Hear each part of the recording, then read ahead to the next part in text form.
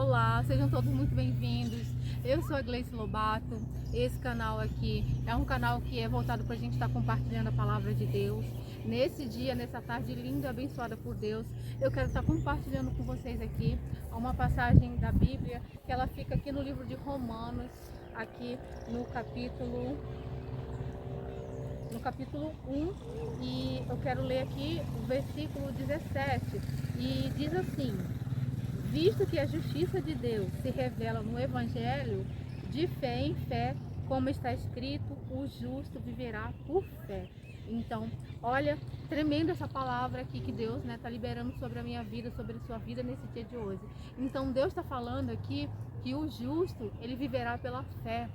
Nós devemos ter fé, porque a mesma palavra que o Evangelho também, a palavra Bíblia, ela diz pra gente que o justo viverá pela fé, e sem fé é impossível agradar a Deus.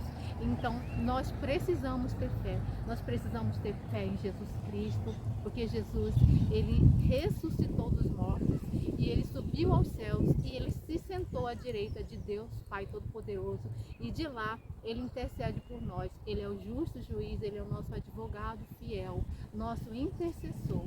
Glória a Deus.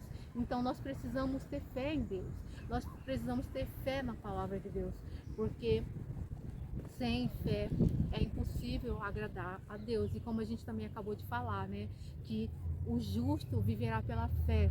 Então, sabe aquela palavra que você recebeu na sua vida de Deus? Então, às vezes é difícil a gente crer quando a gente passa por adversidades, por momentos difíceis, por situações difíceis. Às vezes os problemas, eles vêm para tentar tirar o nosso foco de Jesus Cristo, né? O nosso foco, o nosso alvo tem que ser Jesus.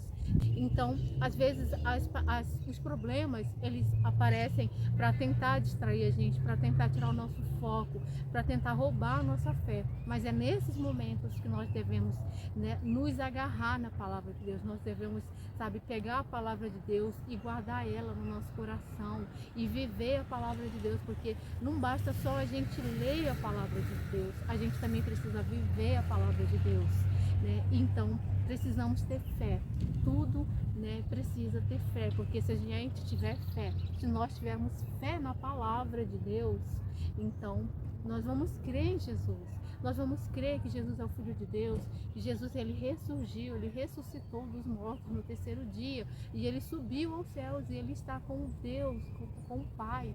Então precisamos crer nessa palavra, nós precisamos crer na palavra que Deus liberou sobre nossas vidas.